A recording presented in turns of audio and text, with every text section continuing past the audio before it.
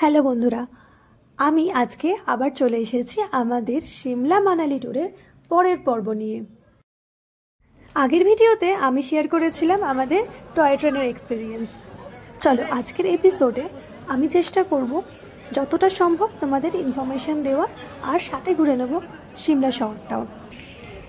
দুপুর 12টায় সিমলা স্টেশনে নেবে আমাদের গন্তব্য ছিল সিমলা কালীবাড়ি। ওখানেই ছিল আমাদের রুম বুকিং। কিভাবে করবে সিমলা কালীবাড়ির রুম বুকিং সেই তথ্য চেষ্টা করব এই ভিডিওতে দেওয়ার। এই রুফটপের ওপরে অবস্থিত মায়ের মন্দির, আর এখান থেকে পাওয়া ভিউটা তোমরা দেখো। তোমরা যারা বাজেট ট্রিপ করতে চাইছো তারা চাইলে সিমলা কালীবাড়িতে রুম বুকিং করতে পারো।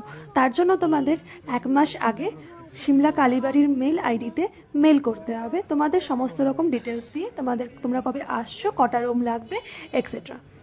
তোমাদের মেলের রেসপন্সে ওরা একটা মেল তোমাদের করবে এবং তোমরা সেখান থেকে পুরো টাকাটা অ্যাডভান্স করে তোমাদের পেমেন্ট করে দিতে হবে। তারপরে সেই চালানটা দিয়ে তোমাদের আবার মেল করতে হবে ওদের মেল আইডিতে, এবং এরপর ওরা একটা কনফার্মেশন মেল পাঠাবে যেটার প্রিন্ট আউট তোমরা সাথে করে নিয়ে যাবে যখন তোমরা ওখানে যাবে। আগেই বলে রাখি, এখানকার রুমগুলো কিন্তু খুব বেশি লাক্সুরিয়াস না, কিন্তু বেশ বড় সড়ো। যারা বাজেট ট্রিপ করতে চাইছো তাদের জন্য পারফেক্ট। এই ছাদের ওপর বসার জায়গা আছে, যখন তোমরা চাইবে এসে বসতেও পারো, মায়ের মন্দিরে পুজোও দিতে পারো। প্রথম দিন বেশি দেরি না করে লাঞ্চ সেরে ফ্রেশ হয়ে বেরিয়ে পড়েছিলাম মল রোডের উদ্দেশ্যে। ডিসেম্বরের কনকনে ঠান্ডায় যখন পারদ সিমলায় নেমে গেছিলো 3 থেকে 4 ডিগ্রিতে, সেই সময় এই মিঠেল রোদ গায়ে মেখে সিমলার মল রোডে ঘুরতে বেশ ভালোই লাগছিল। এখানে আরেকটা কথা বলে রাখি, যদি কারোর পায়ের প্রবলেম থাকে বা বয়স্ক মানুষ সাথে থাকেন তাহলে অবশ্যই অ্যাভয়েড করার চেষ্টা করবে কালীবাড়িটা, কারণ এখানকার রাস্তা প্রচণ্ড চড়াই। এই সিমলা মাল রোডের একটা সাইডে দেখি এরকমভাবে ফুড স্টল পুরো সাজানো, বিভিন্ন রকমের খাবার, বিভিন্ন জিনিসের স্টল। সিমলাতে আমাদের ছিল প্রথমবার, তাই আমি ঠিক বলতে পারবো না এই স্টলগুলো পার্মানেন্ট কিনা, নাকি 25শে ডিসেম্বর থেকে 1 জানুয়ারি ডিউরেশনে গেছিলাম বলে তখন সেই টাইমে আমরা পেয়েছিলাম। পরন্ত বিকেলে মল রোডে ঘুরতে আমাদের তো বেশ ভালোই লাগছিল। তোমরা চাইলে এখানে বিভিন্ন রকম জিনিস পাওয়া যায়, তোমরা কিনতেও পারো, বিভিন্ন রকম টেস্টের খাবার দাবারও ট্রাই করতে পারো। এখানকার লোকাল ফুড সিদ্ধ অবশ্যই তোমরা যারা আসছো তারা ট্রাই করো। এখানে ঘোড়ার রাইডও হয়, আর কর্নারে দেখতে পাচ্ছ সেই চার্চ, এই চার্চটা সিমলার লোকাল সাইট সিনের মধ্যে পড়ে, তোমরা পায়ে হেঁটেই দেখে নিতে পারো। দেখতে দেখতে সন্ধে হয়ে এসেছিল, আর সন্ধেবেলার মাল রোডকে দেখলাম এক অন্যরকম সাজে। আমরা পায়ে হেঁটে পুরো মল রোডটাকে এক্সপ্লোর করার চেষ্টা করছিলাম। আর তোমরা যারা কেনাকাটা করবে ভাবছো এখান থেকে, তাদেরকে বলে রাখি এখানে সব কিছুই ভীষণ এক্সপেন্সিভ, তাই তোমরা চাইলে লক্কর বাজারের দিকে যেতে পারো। এখানকার খুব বিখ্যাত একটা মার্কেট লক্কর বাজার, তোমরা লক্কর বাজার থেকে কেনাকাটা করতেই পারো চাইলে। কালীবাড়ি থেকে মল রোড খুব বেশি দূরত্বে অবস্থিত নয়, পায়ে হাঁটা পথ 4 থেকে 5 মিনিট, তাই আমরা পায়ে হেঁটেই মল রোড থেকে কালীবাড়ির দিকে রওনা দিয়েছিলাম। আমাদের যেহেতু আগে থেকে গাড়ি বুকিং ছিল আর পরের দিনটা ছিল লোকাল সাইট সিন, তাই জন্য খুব সকাল সকাল উঠে পড়েছিলাম। কালীবাড়ির নিজের রুম থেকে বসে বাইরের যে সূর্যোদয়ের যে দৃশ্যটা আমরা দেখতে পেয়েছিলাম সেটা তোমাদের সাথে শেয়ার করলাম। সকাল সকাল আমরা ফ্রেশ হয়ে ব্রেকফাস্ট করে বেরিয়ে পড়েছিলাম সাইট সিনের উদ্দেশ্যে, কিন্তু জানতে পারলাম সোমবার থাকায় সমস্ত লোকাল সাইট সিনগুলো বন্ধ থাকে, তাই আমরা ডেস্টিনেশন চেঞ্জ করে কুফরির দিকে রওনা হলাম। এই হচ্ছে গ্রিন ভ্যালি, এটা আমাদের প্রথম সাইট সিন। কুফরির দিকে যেতে যেতে আমরা রাস্তাতেও দেখতে পেয়েছিলাম স্নো।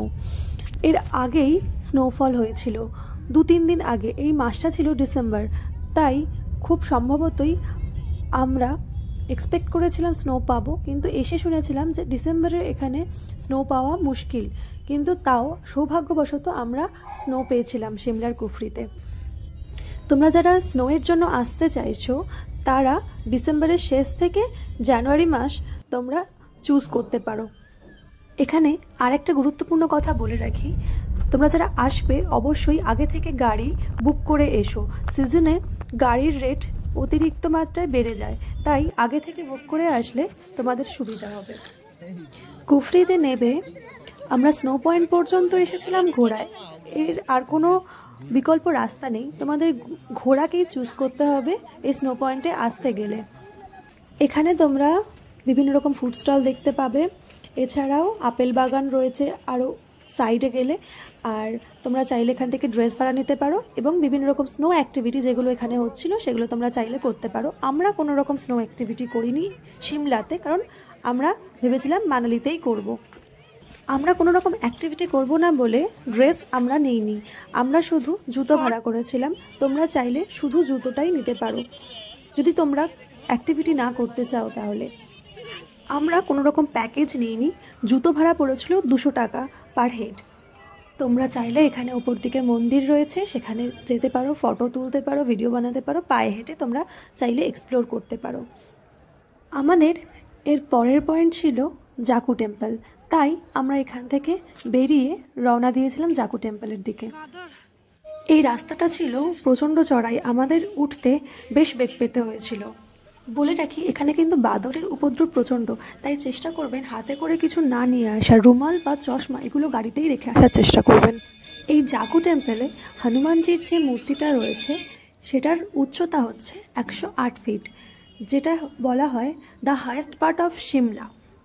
আজকের মতো এটা ছিল আমাদের লাস্ট ভিউ পয়েন্ট এবং এরপরে আমরা রওনা দিয়েছিলাম কালীবাড়ির উদ্দেশ্যে। পরের দিনটা ছিল আমাদের সিমলার শেষ দিন, তাই সকাল সকাল বেরিয়ে পড়েছিলাম লোকাল সাইট সিনের উদ্দেশ্যে। আমরা প্রথমে চলে গেছিলাম আর্মি হেরিটেজ মিউজিয়ামে। এখানকার টিকিট ভাড়া ছিল 100 টাকা পার হেড। চেষ্টা করো এখানে বেশ কিছুটা সময় হাতে নিয়ে আসার। এই মিউজিয়ামের 3-4টে পার্ট রয়েছে, পুরোটা দেখার জন্য তোমাদের বেশ কিছুটা সময় লেগে যাবে। এছাড়াও এর সামনেটা রয়েছে সাজানো গোছানো বাগান, তোমরা চাইলে এখানে ফটো তুলতে পারো, ভিডিও করতে পারো। এখানে বেশ কিছুটা সময় কাটানোর পর আমরা আমাদের নেক্সট গন্তব্য ইনস্টিটিউট অফ অ্যাডভান্স স্টাডির উদ্দেশ্যে বেরিয়ে পড়েছিলাম।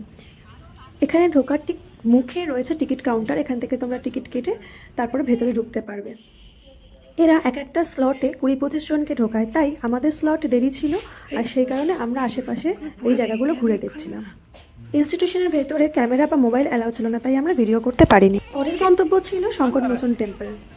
এই এরিয়াটাও অনেকটা বড় এবং তোমরা এখানে এসে বেশ কিছুটা সময় কাটাতে পারবে। এখানেও ভেতরে রয়েছে সংকটমোচন হনুমানজির মূর্তি। পরের স্পট ছিল বৈষ্ণব দেবী গুফা। এটা ছিল গুফার প্রবেশ মুখ, এখান দিয়েই তোমাদের ভেতরে প্রবেশ করতে হবে। আর এর সাথে সাথেই আমাদের সিমলা ট্যুর এখানেই শেষ হয়েছিল। এর পরের পার্টে আমি আসছি সিমলা থেকে মানালি, আর মানালি ট্যুর আমাদের কেমন হয়েছিল সেই গল্প নিয়ে। চলো আজকের মতন এখানেই টাটা।